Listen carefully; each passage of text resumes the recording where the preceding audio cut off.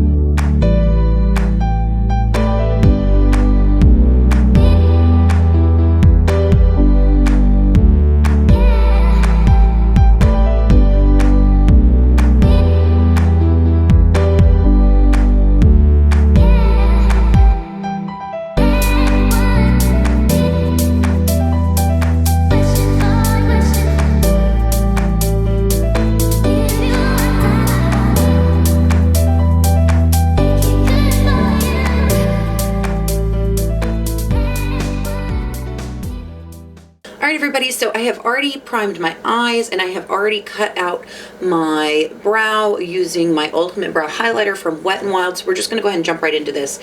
So I am going to take my fluffy brush from Wet n Wild and we are going to start off with the shade Velvet. And we are just going to use that to lay down a transition. And I'm going to be pretty generous with this on the inner corner. I'm going to blend it up into that Ultimate Brow Highlighter. So we are going to do somewhat of a halo eye. This is kind of just a grungy, I don't know. I'm trying to decide if I like this look or not. I guess if you're seeing it, I liked it enough to post it. I'm going to take an E35 tapered blending brush, and then we are going to go into the shade Dusk. What we're going to do is just start deepening this up. And I'm just going to kind of lay this down and just do kind of some circular motions and kind of take this up because we want to create like a slight cat eye. I mean, really the lashes. It's not going to be a super rounded halo eye. I mean, I don't even know what to call this. We're just going to start creating a cat eye. And then I'm going to lay some more of that shadow down right on the inner corner. And I'm just going to connect the two. I'm going to pick up a BRC S09 brush from Coastal Scents, and we are going to go into the shade Monica, which is, it looks like it has either a very, very deep green, it looks like it has a black base with blue and green glitter in it, and it's really pretty in the pan. I've got to say, it doesn't really translate to the, I mean, it does a little bit, I guess, but when you put that glitter shade on there, of course, it's going to be taken over a little bit. So we're going to pack this on the inner corner and the outer corner. So I'm just using a little bit of a precision brush with this. Once I pack most of the color down here, I'm going to start tapping it up slightly.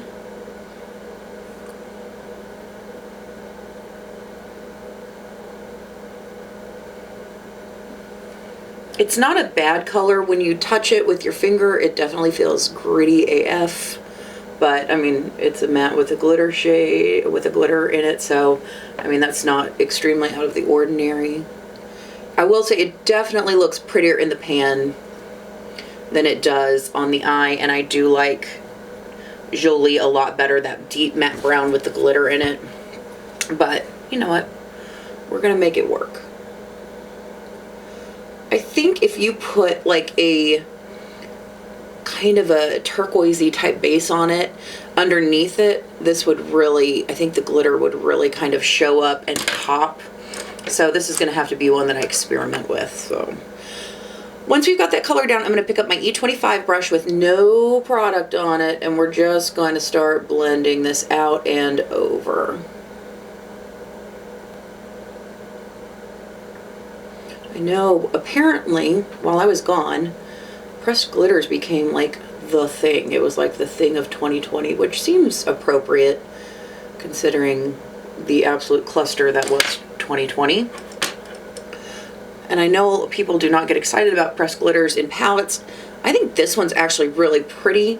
It's just gonna get everywhere, even with a glitter glue. I'm gonna pick up my tapered E35 again and just blend all this out. Once we have established the shadow where we want it, I'm going to pick up my E35, I'm sorry, my E25 again with no more product on it, and just lightly sweep over that negative space that we have, because we're not putting anything under that glitter shadow, so I want it to be a slightly dark. So you can still, it's still lighter than the inner and the outer corners, but we don't have to worry about putting something down underneath that shadow because I wasn't sure how opaque it was going to be. So that way it's covered and we're not just seeing bare eyelid. I'm going to pick up my BRC S02 brush, and I'm going to go into Brulee from Wet n Wild. Just use any skin tone shade you have. And what we're going to do is just kind of clean this up slightly and lighten it up.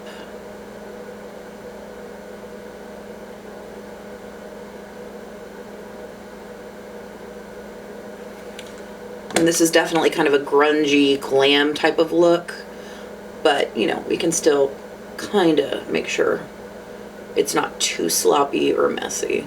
Okay, now since we are using a pressed glitter, even though you could just put this on with your finger, I am going to go in with my Liquid Sugar eyeshadow glitter base. This is from Eye Candy Cosmetics.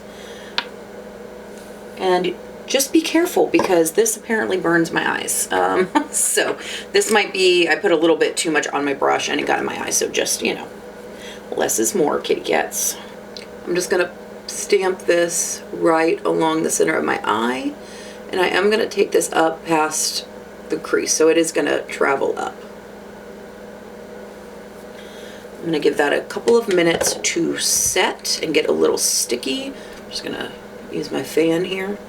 Now just taking my Wet n Wild concealer brush, I could go into this in excess shade with my finger. I'm not going to do that. I'm just going to pick it up with This brush got plenty, it worked just fine for me that way. So if you're somebody like me who doesn't like to use your fingers, me personally, I don't like to use my fingers because I've got ginormous man hands and not enough eyelid space.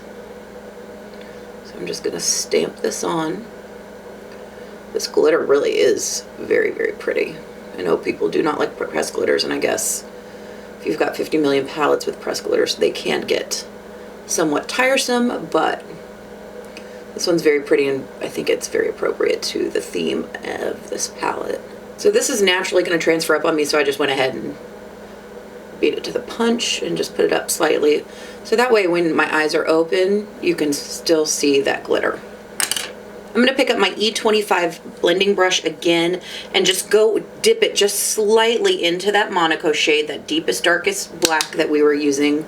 And then I'm just going to kind of pat this along the edges just to blend everything in. Going back into my BRC S09, I'm going to go back into Monaco. And again, I'm just going to slightly reiterate that depth that we had. It's very hard to, you know, blend a glitter in with eyeshadow, but, you know, I can't help it, we're gonna try. I am gonna take a Q-tip and I am just gonna kind of clean up some of this dark shade that got right in the inner corner of my eye. So we're gonna go back and lighten that up in just a bit. It's a good thing we're not going for subtle because I've got glitter all over my face. All right, guys, because I was trying to bring out some of the blue in this shade, which just failed miserably, but it's whatever. It's what we did, so we're doing it on this side too. I'm gonna go in with my Urban Decay 24/7 pencil in Deepen, and I'm just gonna put that right along my lower lash line and in my waterline, and I'll be right back. I'm going to pick up my E20 short shader brush from Sigma, and we're going to go back into that Monaco shade. So we're still working with this shade right here, and I'm just going to stamp that along my lower lash line, and then we're going to blend it out.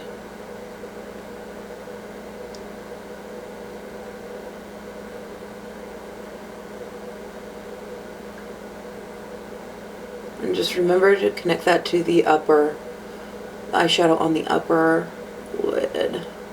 Picking up my Sigma E45 small tapered blending brush, I'm going to go back into that Monaco shade. We're just going to stamp this along the lower lash line and then blend it out. I'm going to pick up my BRC S06 brush from Coastal Scents and go back into Velvet. And then we're just going to blend everything out. Blend it out, soften it up. For the inner corner highlight today, just to stick with that gold theme, I'm just going to go into my Amrezy highlighter from Anastasia Beverly Hills and just pop that right on the inner corner, right eye. I'm just going to blend that up. I'm just going to take that slightly underneath my lower lash line.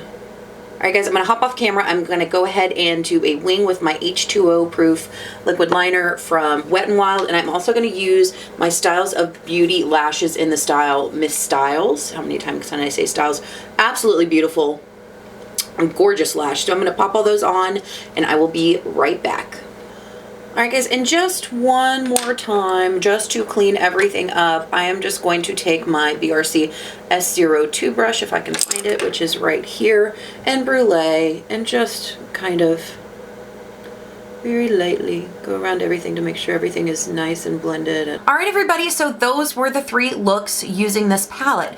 I've got to say, overall, I'm really liking it. I was a little unsure about this look at first, but once it all came together and, you know, I threw on the trashy blonde wig. This is a cheap wig, guys. I'm just trying out this color, but I'm really, I don't know what it is. I'm liking myself as a blonde. Daniel really likes me as a blonde. So I might have to invest in a nicer platinum blonde wig, because this one's a little like 1980s Dolly Parton, but I'm liking it. Anyway, let's talk about the palette. So let's swatch these out and just talk about them shade by shade. So the first one in the palette is Velvet, which is this really pretty soft matte kind of beigey brownie matte. It's slightly darker than my skin tone. Beautiful transition color. Blended out beautifully. Have absolutely nothing bad to say about it. It's not the most high impact matte. It feels nice, and but it performed beautifully on the eye, so I'm really happy with that one. The next shade in the palette is House, I believe, and which is a shimmery pale kind of champagne-y gold. Again, this one is not the most insane shimmer I have ever used, I've ever seen, but it performed nicely on the eye. I liked it wet and dry, so I have no complaints about that one. Dusk is a beautiful, this one actually feels a lot softer than Velvet, and it is way more pigmented. Love this for deepening up the crease. It is a little bit powdery, but it's so beautiful and blended out. As far as I was concerned, it blended out beautifully. I was really happy with that one. Lavish, I really like as well. This is another kind of beautiful bronzy shimmer. You saw me use this one in the second look. So again, I have nothing bad to say about this. It's not the most insane crazy shimmer I've ever seen in my life, but it is really pretty. It's kind of a true bronzy copper, and it looks like it's got, just looking at it in the pan, it's got some purple reflect in it, which kind of, when it's on the eye and when it's swatched out, it gives it an interesting little sparkle, which kind of makes it a more unique just type of copper shade. The next shade is Excess, which is what is on the middle of my eye right now. And I know everybody is hating these pressed glitters in the palette, but I've got to say I'm actually kind of liking this one. I know I haven't purchased a whole lot of palettes in I didn't purchase any palettes really, except for maybe one or two in 2020. And I know this is like the new thing where these pressed glitters are everywhere. Guys, I am a drag queen stuck in a woman's body, so I love that over the top stuff. And I really like this. I like the way it went on the eye. I think it's really pretty. It's nice and opaque. That's my phone going off. It's nice and opaque. It went on the eye really easily. It is all over the place, but I would expect that with any glitter that I used, so it really doesn't bother me that a pressed glitter is doing that. I would say it is most definitely a shade I would use, so I like it. I like that it's in the palette. Plus, I think the color of the pressed glitter, it really lends itself to the theming of the palette, so really gorgeous. I also used Mode in my second look. This one is also really super pigmented. It's slightly, I'm going to swatch it next to Dusk. It's slightly deeper than Dusk. It's a little bit cooler than Dusk. It's not as soft. It's not as powdery.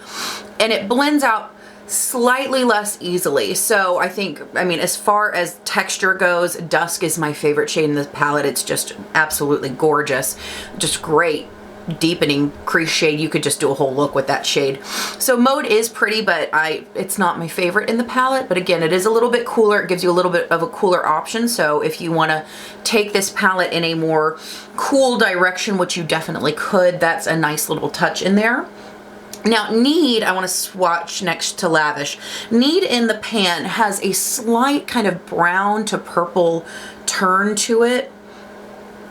And I was expecting, and it's pretty in swatches, it's very subtle. It's not going to be like Room Service or what is the one from, or like Insomnia from Makeup Geek, but it's in that same kind of family.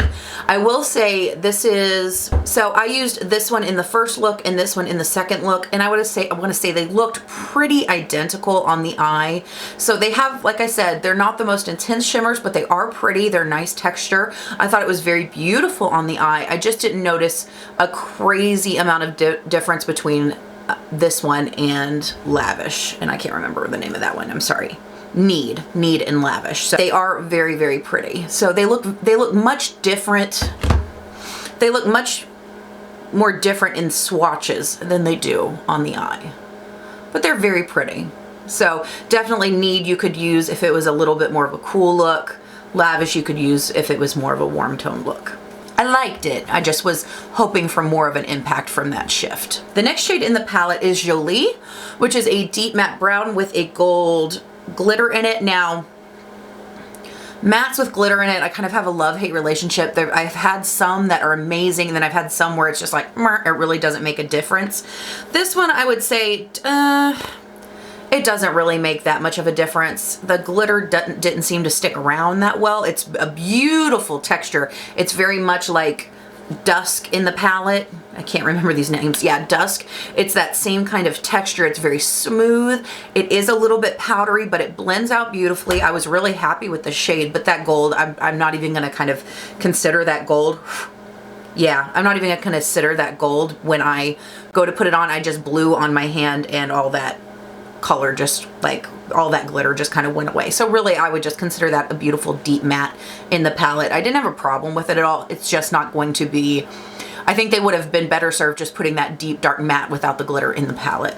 Now the last color in this palette is Monaco, and in the palette it looks beautiful. I will say this is the grittiest of any shadow, and it almost looks, I want to say it's a green base with green and blue glitter, but I think it's a black base. It's hard to tell. The glitter is more densely packed in this shade, and it does translate to the eye, and when you blow on it, the glitter does stick around, so much more than Jolie. So it's not a bad shade. It was not as, it just looks like a black on my eye. Like looking at it, it just looks like a black. And I think this palette would have been better served with maybe a deep forest green, or, you know, maybe a forest green leaning into a deep navy. I think would have been beautiful for this palette. It is a workable shade. It feels like crap in swatches, but again, it's got glitter in it. It's gonna be on your eye and you're not gonna be able to feel it anyway. It was a little bit more difficult to blend out. I find it to be very much like, what was the shade Maude, that mid-tone brown. This one right here, it's kind of the same type of texture. It was a little bit more difficult to blend out. Pretty on the eye. I think it serves its purpose. Now, just out of curiosity, and I'm gonna show y'all this, I think if you were to put this shade over a green or a blue base, it would really help that glitter to pop and maybe make it more of an interesting, unique color. Some people don't like to take those extra steps with palettes, but I'm somebody who doesn't really mind, so I'm just gonna show you. I'm gonna use the Rimmel Scandaleyes Waterproof stick in Blamed Blue, and then I'm just also going to use my NYX Jumbo Eye Pencil in Rocky Mountain Green, and I'm going to pack that Monaco shade over these two. So that's what they look like. They're just a pretty bright, vibrant colors. So yeah, so if you take them and put them over a base, I think it does give, one, it gives that glitter something a little bit more to adhere to, and it gives it a little bit of backup and really plays off the base to create some more interesting smoky color. So I think that shade, that Monaco shade, has a lot of potential. I think you would just have to finesse it a little bit and really work with it. So those are the swatches. Overall thoughts on the palette. The palette's $14. I think the overall collection, and you're probably gonna hear me say this because I'm gonna do a video for all of these, is beautiful. It's very, the theming of this collection is it's gorgeous. It really made me think of that kind of Baroque style. For those of you who don't know, I was a vocal performance major in college. I studied opera, you know, so when you think of Baroque, you think very ornate, elaborate, over the top, excessively ornamented type of style, and I really think that these palettes lend themselves to it, and it's a gorgeous palette. Like I said, I'm really happy with all of the looks I created. I think there's a lot of versatility in this palette. You could go very simple, and then you can go retired showgirl. It's whatever you want to do. So I do like the versatility of the palette. Again, some of these shades, not all of these shades are created equally. I would say that Monaco and Maude are probably my least favorite in the palette, although Monaco has a lot of beautiful potential. I think Dusk and Velvet are gorgeous. I love the pressed glitter. I know, you know, House is not gonna be the most in-your-face crazy shimmer, just like Lavish and Need. They're pretty workable shimmers that are gonna give you a nice impact on the eye, but they're not gonna be like Give Me Glow shimmers or Divina Cosmetics shimmers. You know, they're just kind of your basic run-of-the-mill shimmer, but overall I think the theming of the palette is beautiful. I think the color story is really gorgeous. Packaging is just A+.